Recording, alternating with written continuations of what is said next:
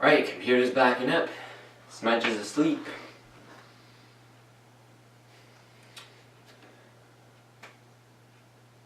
Alrighty now.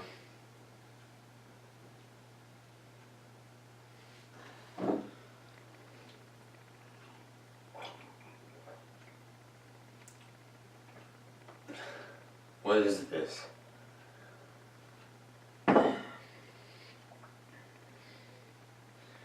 Huh.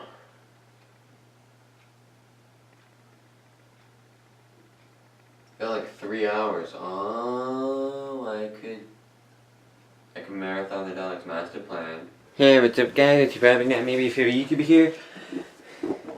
Got my pizza. Got my ice cream sandwiches. Got my, whatever these things are. And I got my Dalek's Master Plan DVD. Now, I figured since this thing is 12 parts long, it's gonna take forever. So, I'm gonna start by only doing the first 6 parts for now, okay? Let's get it out of here. Yeah. There we go, looks clean enough.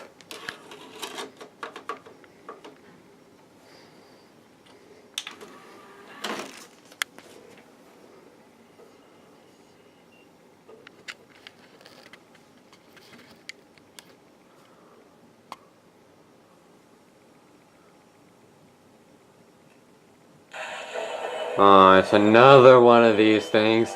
How many of these are we gonna have in a row?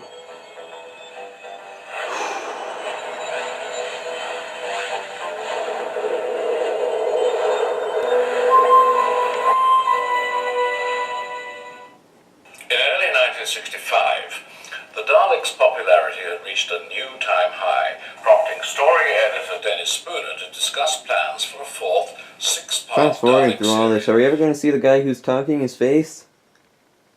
You ever gonna see his face?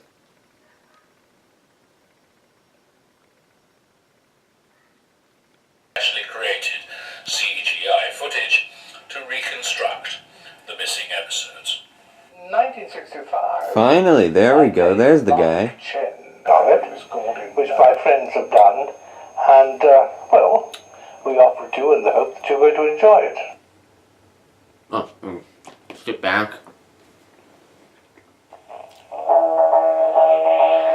Question. What is whenever you order a pizza, there's like one the size of like this? Alright, so I just started episode 1. This is the sequel to Mission to the Unknown, by the way, in case if you didn't know. Remember Mission to the Unknown 2 stories back, and I said there was a prequel to another story? This is that story. So this story takes place directly after where the last one left off. Katarina still thinks that she's going off to the afterlife in the TARDIS. Steven's still sick. The doctor's still trying to train Katarina to think like a person, you know. There is a brief surviving clip right here, and I think I heard this before, but I completely forgot about it. As soon as I heard Brent's voice, he's a character in the story, I realized he sounds exactly like Brigadier. And then I looked it up online on my phone, and it is indeed the exact same actor who played Alistair, Brigadier, Gordon, Stewart, Lethbridge, Benton, Brigadier something. I have no idea.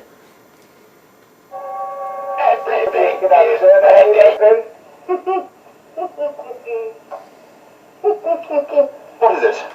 Oh, it's a little invention of mine. I call it the magnetic chair. It has a force field strong This enough. audio is hard on the ears. It's just like, this is just the electric chair. But then there's talking like, my ears keep on tingling every second word. Okay, this is a pretty intense scene, because you remember from Mission to the Unknown. But anyway, remember the Varga plant, if you get stabbed by it, you slowly get the need to kill, and you can't fight it unless you fall asleep. That just takes over your mind. Then you just forget everything when you wake up.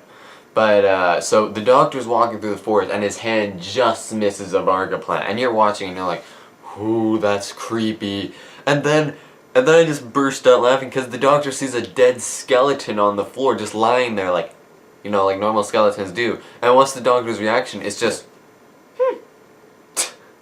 like He just, like, I know that he's the doctor and he's seen like a gazillion dead bodies at this point, but it's just like, you walk by a dead body and you're like, huh, as if you just saw like a squirrel. Right, so that was episode 1 watched. Yeah. Seems like it's over already, but there is still 11 parts left to go, so 1/12 of the giant master plan done. Really, it's kind of 1/11th, because we'll talk about episode 7 when we get to it. But anyway, so I just remembered, when they made this reconstruction, episode 2 was still lost. So episode 2 is going to be reconstructed, but if I want to watch, get as realistic as possible, I'm going to have to track down episode 2 in real form, and I bet that you remember what this thing is, Lost in Time. I used it to watch the Crusades. Yeah, and all 3 of the surviving Daleks Master Plan episodes are on here. Episode 2, episode 5, and episode 10. Also, the quality on the reconstructions aren't that good, so maybe on episode 5 and 10 I'll switch to this too. So, here we go. Lost in Time. Episode 2. Gotta switch the discs up. Solar system as a guardian. Actually funny really. Because Zeppon comes in and he's like, "You're Mavik Chen, guardian of the solar system. I'm Zeppon, master of the 5th galaxy." He doesn't say it like that, but like, you can kind of imagine that that's kind of like what he's trying to say. "You're a guardian of the solar system? I'm the master of the 5th galaxy." What's the 5th? So like, is the Milky Way the 1st galaxy? So then, how many galaxies are there? "I am master of the 10,158th or 9th galaxy." I don't know. I don't care to remember the name of the own galaxy that I master. So when Katarina mentions that the Daleks are here, Stephen actually recognizes them, because remember from the chase. But like, yeah, I was about to say it was for a very brief time, but like, yeah, it would ring a bell. Never mind. I was about to say, like, how could you remember them though? It was only for like a few seconds, but it was the first time they met the Doctor, and he'd probably ring a bell or something. You know, you get like a memory in there that you just can't figure out what it is. Now there's a scene where the Daleks are like burning down trees or something with their, I don't know, they like replace their plunger with like a torch thing. These clips were used in the Mission to the Unknown reconstruction, but of course in the Mission to the Unknown they didn't have on fire, so they pretty much have every single part of those clips that didn't have fire in them. So like, instead of the Daleks moving across the screen with fire out of them, it would just be like nothing, and then all of a sudden the Daleks are over here and then just moving. So they basically have a whole bunch of guys in here of different galaxies and solar system and universes and stuff like that. Yeah, like, they're all like, they're all like, pretty much the white guy with spots on him seems to be like the only one who's actually into it. Everyone else just seems like, "I was promised a role in that really popular show, Doctor Who, but I don't have any lines. I just sit here. I guess I'll just wait for this to be over then." Find it weird that no one was suspicious that Zeppon, which is really just the Doctor in disguise, wasn't speaking, or showing his hands, or doing that when they were announcing the core of the thing. So did they say Terranium was the core? Like, what planet is Terranium from? They just said one of the dead planets. Like, it would have been nice if they said uranium came from Uranus. So, I don't know. Anyway, so, gotta switch discs back up again.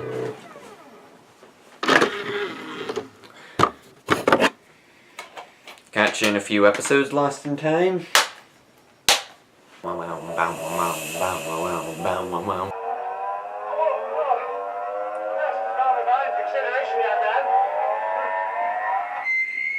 Ah, my eardrums. Can't hear anything. Turn the volume up.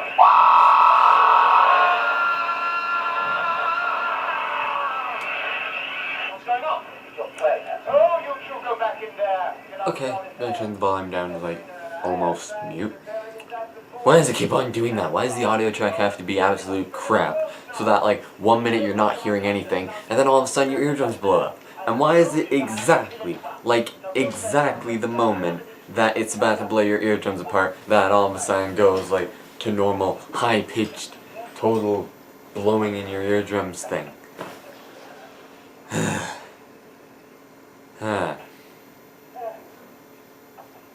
Hey. It's quite the blizzard outside. Remember those Christmas specials that I made? Like, the first one, like, it was like spring outside. My 2014 one. Then there was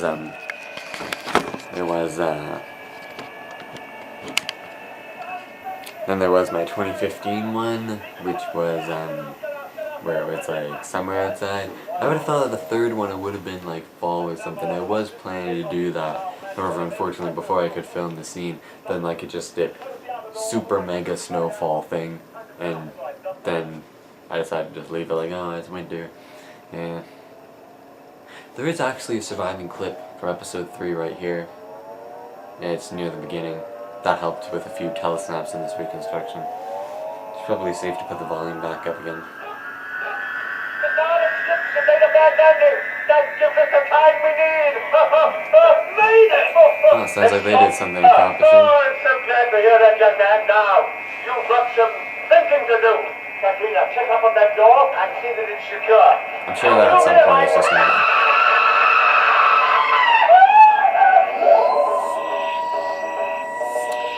That's episode 3 done. Halfway done for this video already.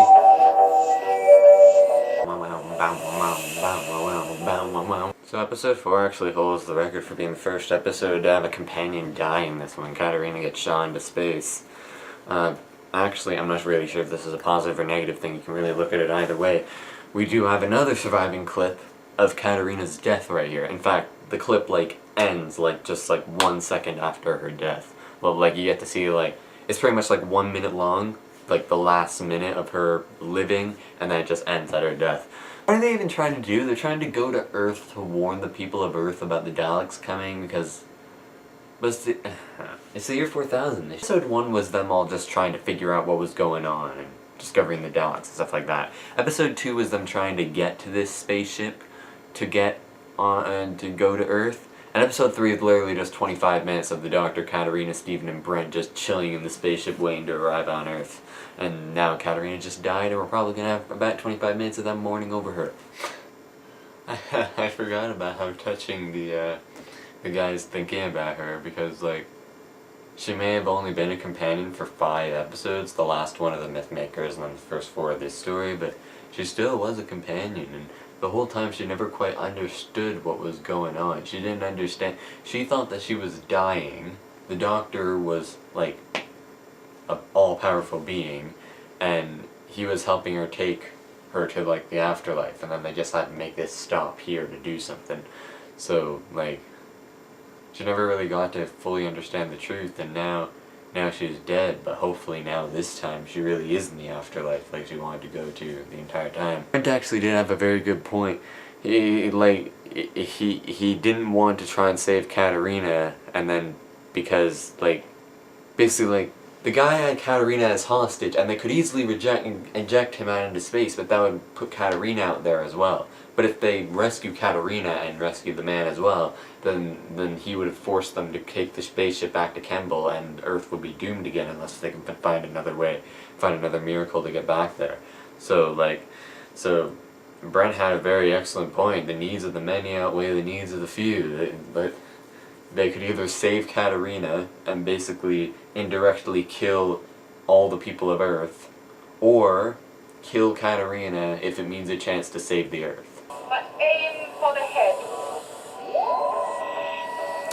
Wow, what a coincidence that the 2 main characters that are going to be here for stories to come survive, and yet the person who just arrived dies.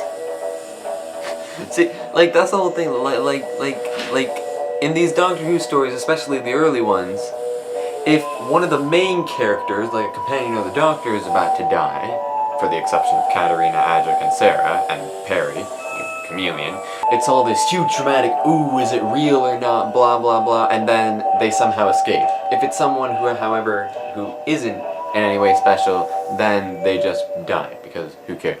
Okay, episode 5, Lost in Time or Reconstruction? Lost in Time or Reconstruction? I guess I'll switch the discs up.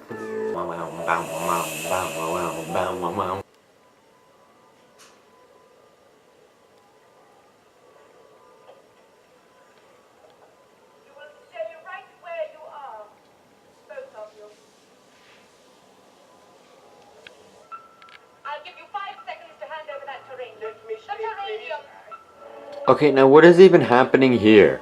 Like, what is going on here? I don't quite get it.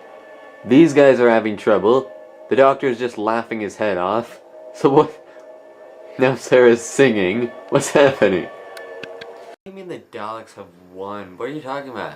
You have just the same amount of chances winning against them as any other. Well, I'm not going to be getting to the Lost in Time again for quite a while. I'll only be getting to this disc 2 more times, so I'm just going to marathon some of the surviving clips. I'm going to watch episode 6, and then I'll be done. My shirt wet hair, I just took a shower. Wait, hold on a second.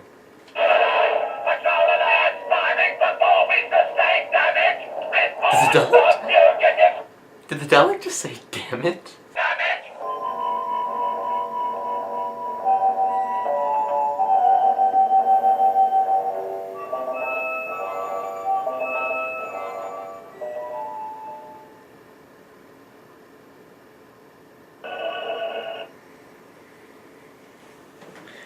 You know, that's actually not a bad place to end it. It's almost as if the story could have ended there. The Doctor, Stephen, and Sarah trick the Daleks and give them fake terranium.